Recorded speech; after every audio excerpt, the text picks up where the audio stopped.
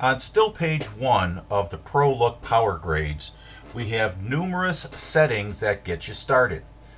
We're going to start with the Basic Start filter. That's Basic Start 1, Basic Start 2, Basic Start 3, Basic Start 4, Basic Start 5, and Basic Start 6. As you can see, I stepped up the contrast in every one of those settings. The next 4 filters I have are warm and cold filters. Selecting Warm Filter 1 provides a nice overall warm tone. Selecting Warm number 2 takes it a little bit further. Selecting back over on the cold side, this is Cold Filter number 1, followed by Cold Filter number 2.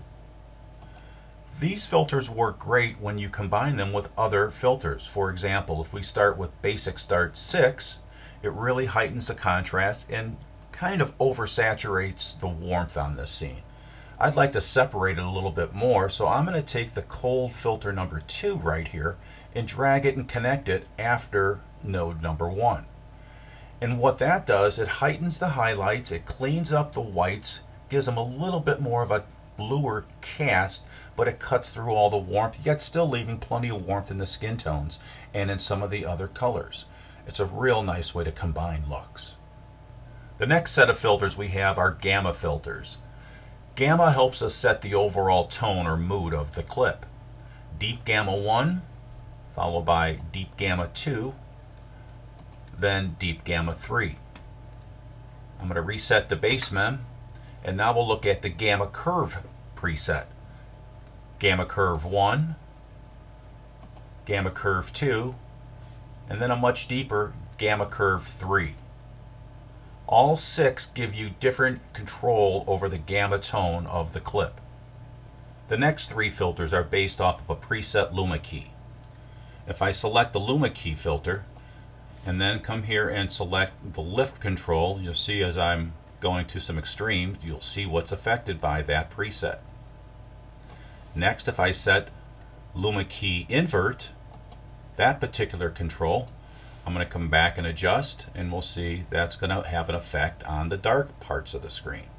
If I select base mem and now add Luma key inside and out, as you'll notice, I have a second node that's applied.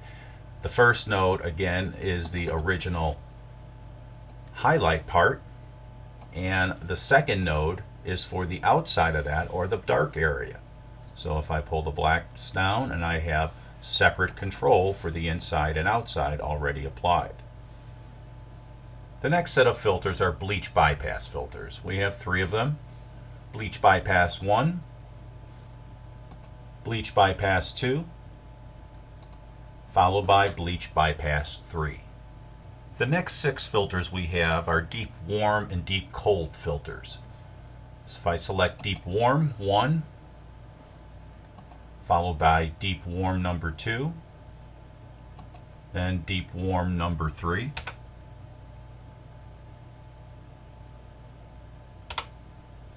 for returning back to base mem, and we'll go to deep cold number 1, deep cold number 2, and then deep cold number 3. The next set of 6 filters involve high contrast. High contrast number 1, high contrast number 2, and high contrast number 3. Resetting to base mem. Now we have high contrast dark number 1, high contrast dark number 2, followed by high contrast dark number 3. The next set of filters are mist and glow filters. Mist setting number 1,